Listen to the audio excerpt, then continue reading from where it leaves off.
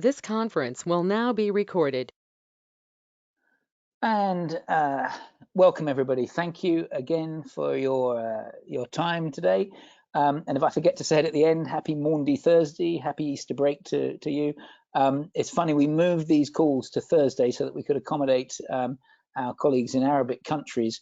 But here we are 3 weeks on, and it's Maundy Thursday. And actually, for all the Catholic countries, today is a national holiday. So this morning we had very few people from Italy and Spain, and I suspect our Latin American representation is probably quite low this afternoon. That said, it's great to be here. As always, I confirm that the slides will be all shared at the end of this presentation. This is probably going to last a little bit longer than 15 minutes because there's quite a lot of information. There's been a lot of very juicy information that's come through this week, which I'm going to try and share with you. We're going to do this webinar in 2 parts. So there's the usual update on what was discussed during the WhatsApp chat. And then you'll recall that last week there was a bit of a conversation around technology outreach. We've undertaken an initial technology outreach as to see what are the technologies out there that might be able to help with the COVID-19 situation. And so there's a section in the middle of this that I'll hand over to my colleague, Matt Stevenson, who will just talk us through that. So without further ado, let's crack on. So here we are. This is the group as it stands. It is continuing to grow. We're now at 171 organizations involved, coming from 33 countries. The actual biggest difference there actually is that there's now some from China and Southeast Asia, or China and Far East Asia rather, that's coming on board. So you can see that we've got a truly global spread coming into play there, and it's great to see this this outreach. We are very soon going to bump up to the maximum number of people on the WhatsApp group. And actually, we're trying to manage numbers by we've kicked off all those superfluous aisle people who didn't need to be on it just to save space, and we may need to start reducing down utilities who've got half a dozen people on it. We might need to start reducing them down to just 1 or 2. Of information that was shared, this was a particular graphic that I thought was incredibly useful this week, and I know that it caught the zeitgeist of a number of utilities, and actually I've heard that it's been shared by the HR departments of some utilities, and it's just a beautiful picture of where are we at. What do I want to be during COVID-19? Are you in the fear zone, the learning zone, or the growth zone? And I start this one just because it's a slightly cheesy graphic, but it's also quite a useful one for resonating into. We can all see at times we're in different parts of this zone, and I really thank Mohammed Eid Ibrahim from Alain Distribution Company for sharing it. That said, now let's crack on to the main topics of this presentation, which are the questions from the group. And as last week, we split those into operations and asset management type questions. They've got slightly different emphasis.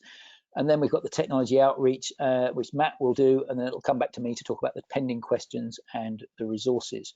You'll also note, here's a good time for me to say that on the resources side, we do now store them on OneDrive, because we were doing them on Gmail and on the Google Drive rather, and I know that was causing some people challenges if you didn't have a Gmail account. So we've put them on OneDrive because that makes it easier for everybody.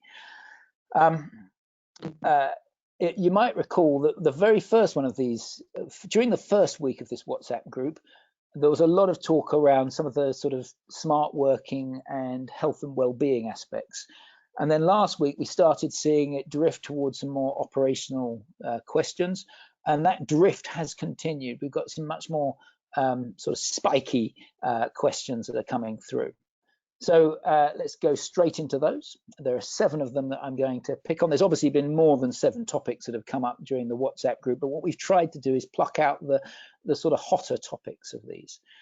So this has been a recurring topic around reusing face masks in particular, but it refers in general to the wider PPE. And it led to a bit of a debate about, well, are face masks even necessary?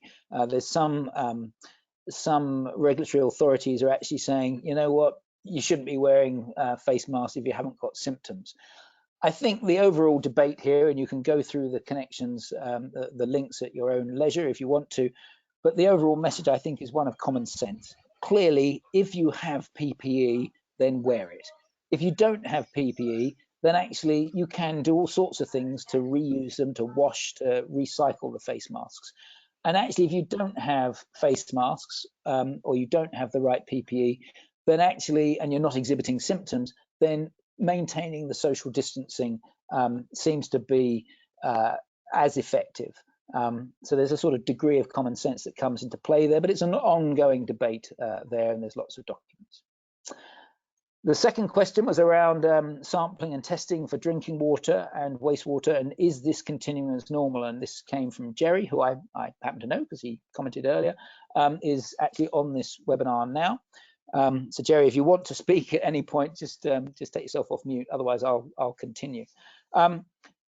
There's two slides here. I'll flick to the second one, but you can basically see that the responses have been quite broad, and it's variable region to region and regulator to regulator. I think it's fair to say that on the drinking water side, people are trying to stick quite rigidly to their sampling regimes, and there's maybe a little bit of softening that's happening on the wastewater side. What's happening everywhere is people are working closely with their regulators to come up with regimes that can be accepted. And here on this second slide that's hopefully now just popped up on your screen, you can actually see that some organizations in South Africa, for example, they're continuing to do their regulatory sampling on wastewater, and actually they're continuing to follow through on people who breach them. So they've actually they've made a note here that they've done a non-compliance on a local business. So I think on the wastewater sampling and testing, it's a watch this space, work with your regulator, and try and keep to business as usual, because of course there will be some businesses which make the most of the fact that suddenly people might not be monitoring their wastewater as much as they should be, and we need to make sure that they don't get away with it. Question 3 was, what are people doing around mental health? And it's funny because I suspect that everybody on this call has a improved appreciation around the mental health issues that are drawn from this, because we're all got that degree of cabin fever as we find ourselves housebound. So there were various things shared. I've put this one up here from Tasmania in Southern Australia, where they shared some of the things they're doing. I particularly like the Peer Connect programs, where essentially you've got someone you can lean upon that's a peer to your business. And there's obviously lots of things that we all need to do to make sure that our staff are not just physically healthy, but mentally strong too. Next question that came up was around the presence of COVID-19 in wastewater. Now, in the first week that we held this, there seemed to be evidence that said COVID-19, it's killed in wastewater, it's deactivated, it's all good. And then there was suddenly this piece of work that came up in the Netherlands that suggested that, oh, hang on a minute, no, maybe it doesn't kill it. And that was because they'd found the RNA samples. And actually, as I talked about last week, what we discovered there was that, yes, RNA survives. The COVID-19 RNA does survive the wastewater process, but it is inactive. And actually, what that then suggests is that you could maybe use this RNA as a good indicator for how the disease is spreading in regions. You could potentially monitor to see whether a community actually had any COVID in the area by looking at the wastewater. And if they didn't, you could avoid a sort of mass lockdown, for example. In the last week, there's been some further work done. So I just need to shift this off my screen. You can't see it, but I've got, there you go. In the last week, there's been some further research done. And what it's actually shown, an interesting fact that you can share at dinner parties, when we ever get back to having a dinner party, that is that COVID-19 seems to exist on the solids in wastewater, but not in the urine. So it's connecting to the stool samples. The perhaps more relevant to us is that there is now, all of the evidence is confirming that current disinfection conditions in water and wastewater treatment are killing the virus. And this is great news. It can give us some confidence that the processes that we're running and the procedures we're following are right and healthy and sensible. Moving on to the next slide. So the next question was around digital and remote monitoring and control of infrastructure. So this was moving now to some of the asset management questions. And this is really around, well, how do we, if we haven't got operators going out to site, how do we keep these facilities running, and what's other people's experiences been? And we had various things shared. I've put up 3 of them here, from the Philippines, from New Zealand, and from Australia, Gippsland Water.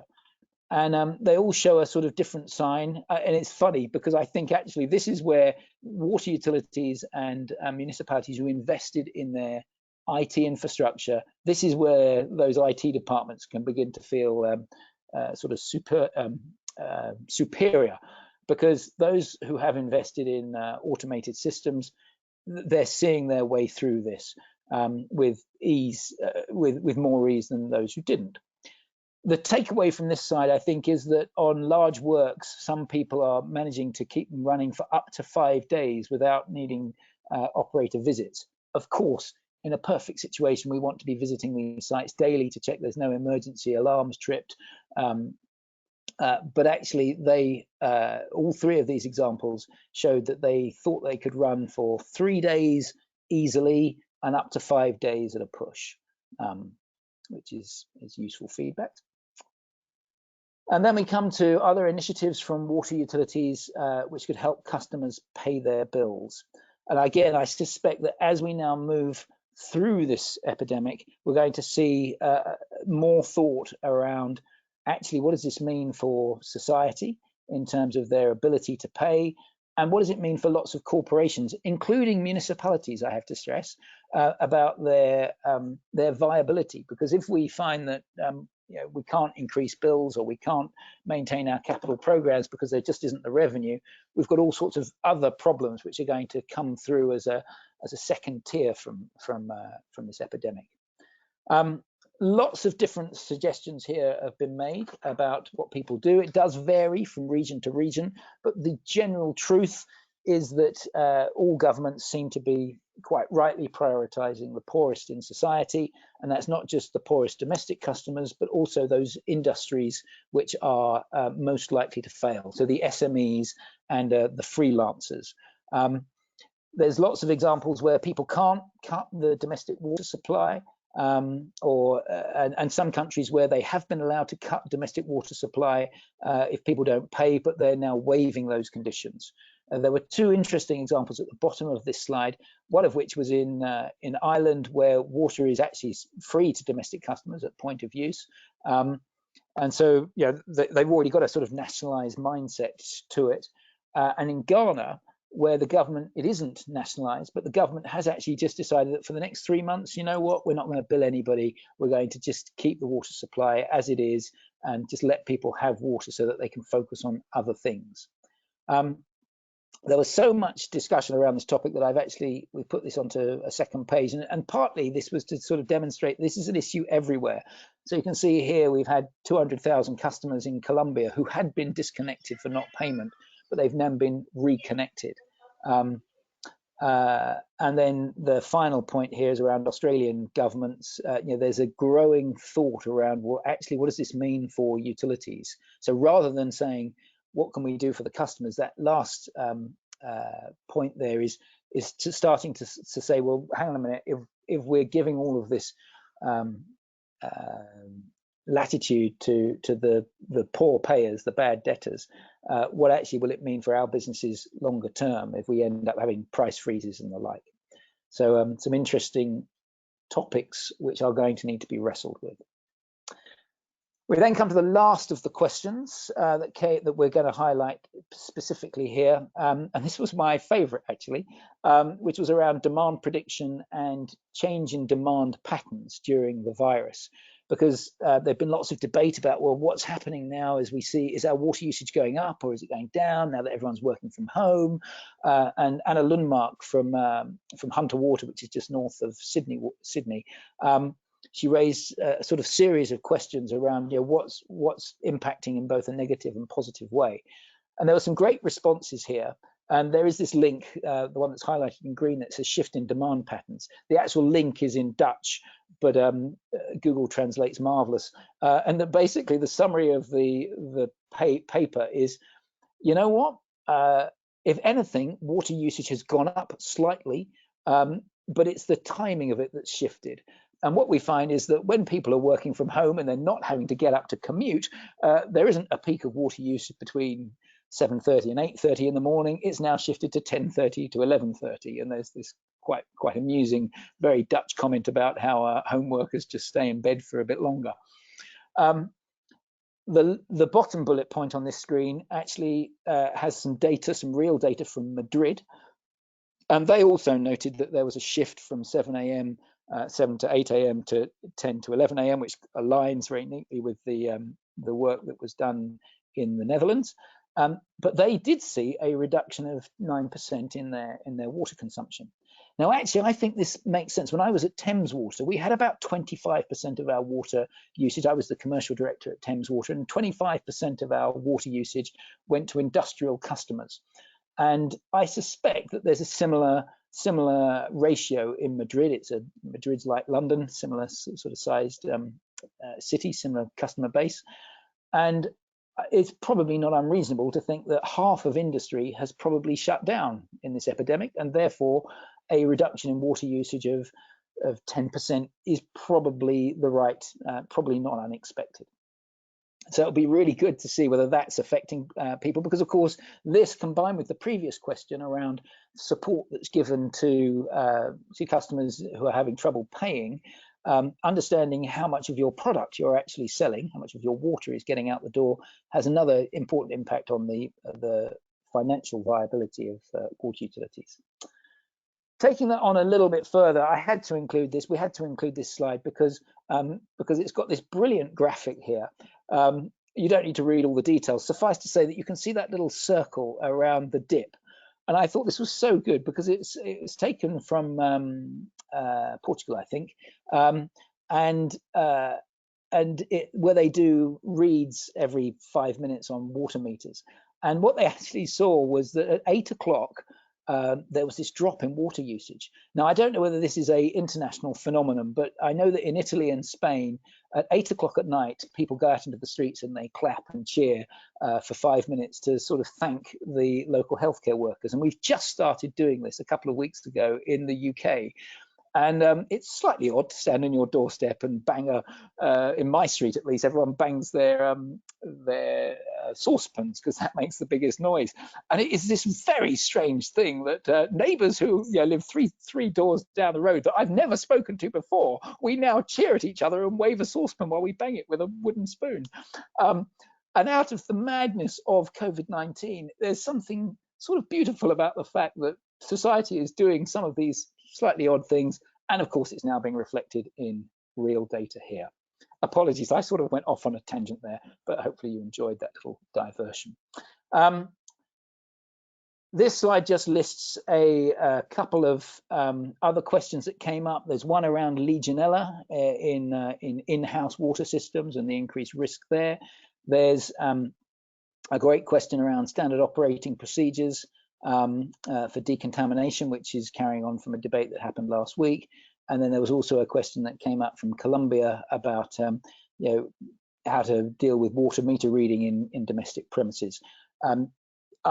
If you want more information on them, you can take this this PowerPoint presentation and follow the links at your own leisure. What I'm now going to do is I'm going to hand over to my colleague Matt Stevenson. And as I said at the beginning, Matt's been undertaking in the last week, he's done a sort of high-level technology outreach. Matt, can I hand over to you? Thank you very much, Piers. Yeah, just a bit of background around why we have done this technology outreach.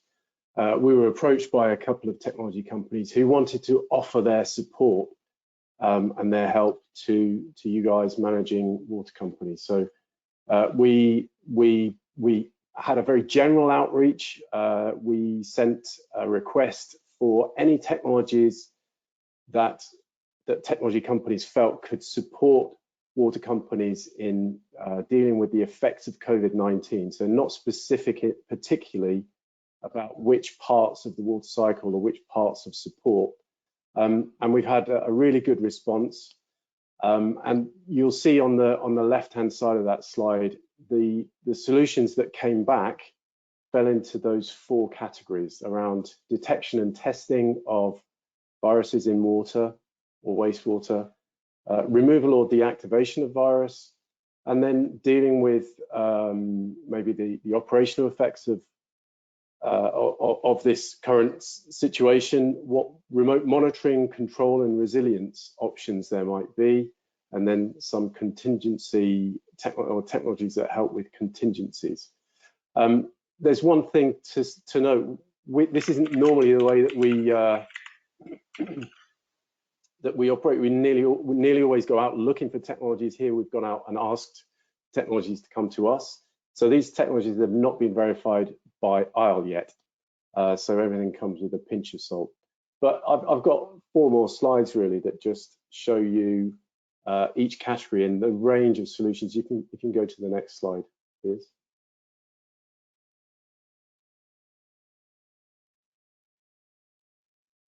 So you've got a list there of the companies that responded, saying that they felt they had a solution that could work for detection or testing of viruses. But actually the range of solutions in all of the different categories that we've had are very wide. So here, particularly, you see some companies offering a rapid portable test for the presence of viruses, all the way through to laboratories saying we have some capacity to test for virus in water or wastewater. And then in between, some online analyzers, whole range of different technology options around detecting different pathogens in water. So I think the real key takeaway for this particular section is that each of these technologies definitely requires some verification. None of them are proven in detecting the SARS-CoV-2 virus, which is understandable given that it's a new virus to the world. But I think it reflects that there is quite a lot of testing, quite a rigorous examination required to take some of these technologies forward. Yes. So again, similar positive responses around the removal and deactivation technologies. I think some of us, or we will be familiar with some UV and ozone disinfection solutions around this type of treatment for pathogens and viruses. But we also had some very interesting solutions around air ionization, some controversy maybe around that, but also options for disinfection of wastewater and sludges. So again, what we saw was that these technologies appear to have suitability for the SARS-CoV-2 virus, but untested as yet. And they could be very close to being ready for that. And clearly, we already know that there's an emerging link between detecting virus in wastewater effluent and the societal levels of transmission. So a few technology companies there offering to provide their support in understanding that. And then there's a kind of question that comes from this as well, is there interest in the risk for water operators in airborne contamination or airborne viruses that may be present on a wastewater treatment works or similar. Thank you. The next one. So I do keep flicking them, but it just takes 5-10 seconds. It's okay. It's all right. So again, with remote monitoring, control, and resilience options, there were really wide range of companies offering their support. You'll see a few there, but pick out 1 or 2. There's a couple of companies offering their software solutions for free, and that's something that I think is really good to see from them. So the one on the screen, Ziptility, are actually offering they're saying that they're not offering for free, but they are saying that you could be working online with paperless works management in 2 days. So that's quite an interesting prospect. I'd be amazed if that were possible, but that's the claim that they're making. All the way through to a range of cloud-based remote control systems, and then interesting solutions around aircraft-mounted site surveys, very high-resolution cameras on aeroplanes. I think there's some really interesting options coming out from the supply chain around what you could do to avoid going on site. And just a couple of points really around some of these solutions could be of benefit for a very long time.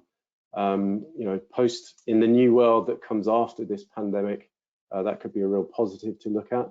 But then the side of that is actually, can these solutions be deployed quickly enough to be beneficial? Major IT projects can often take some years. So some really interesting stuff with that. And then the final category here was around contingency options, and these really were quite varied in the way that they're positioning. But yeah, Noggin and there's another company, Baseform, are both offering their platforms for free for the time being. But I think worth having a look at the Noggin incident management platform. It's not a water specific solution. It is for dealing with crises and incidents, and I'm not sure that anyone is at a crisis level, but that could be an interesting one to have a look at, especially as it's free at the moment. And then we had solutions around emergency water supply and how mechanisms for moving water or moving wastewater in contingency operations. I think it was really clear from this part that actually we could say there are more solutions needed in this space, and our takeaway is really that it would be very useful. I think there's a lot of desire to support you guys if we could give more guidance to the supply chain around contingency planning. Then there's a lot of potential around that. Sorry, Matt, I preempted. I thought I was trying to be better at preempting when you were coming to the end of the slide, and I went a bit too early. Sorry about that. So, as Matt said, please, that we are not, as ISLE, we are not endorsing any of those technologies. All we have done in the last few days is reach out to the 2,500 or so companies that we know and got an initial response back from them. There's bound to be some sort of snake oily type claims in there that need unpicking. But we'll come back to that in a minute. Unanswered questions, pressing issues, there's lots of them on the WhatsApp group. It would be foolhardy to try and recapture them all here. I have put two up here that I thought were interesting. The first is basically saying, how are you getting on with your capital program? With everything that's going on, how are you managing to keep your capital programs on track? And then the second question, which I've stuck up because I just thought it was beautifully cheeky, was directed to the UK water companies to say, well, how are you getting on with your regulator over your expenditure plans?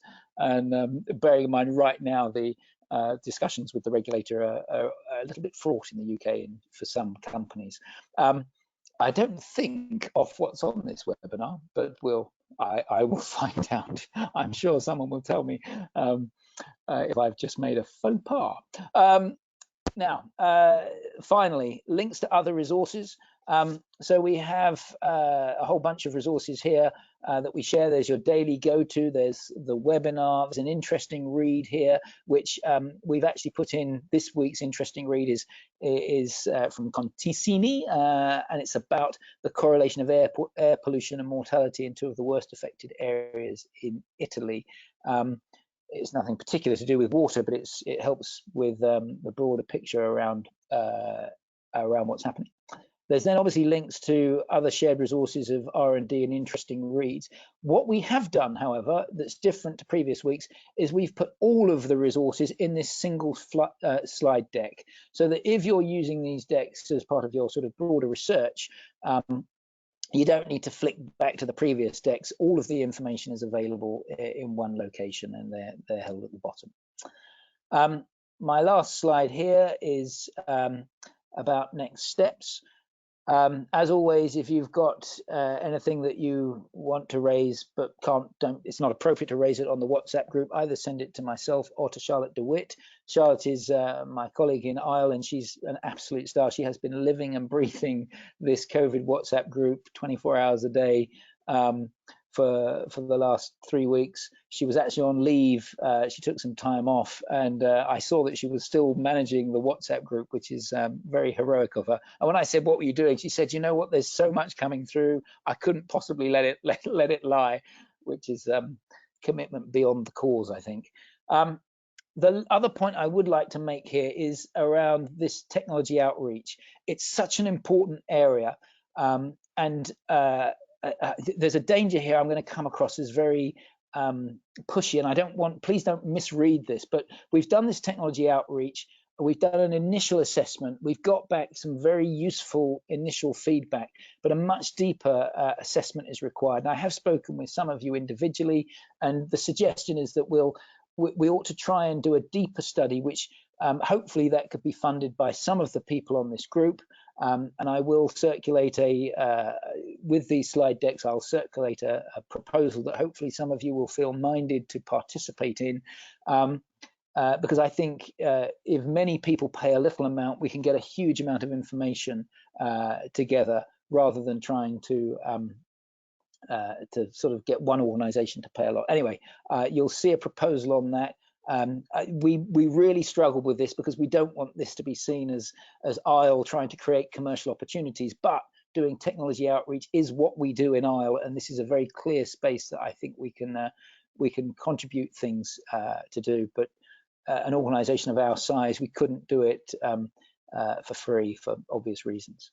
The next webinar will be in a week's time on Thursday the 16th of April at 7:30 and 4:30 British Summer Time.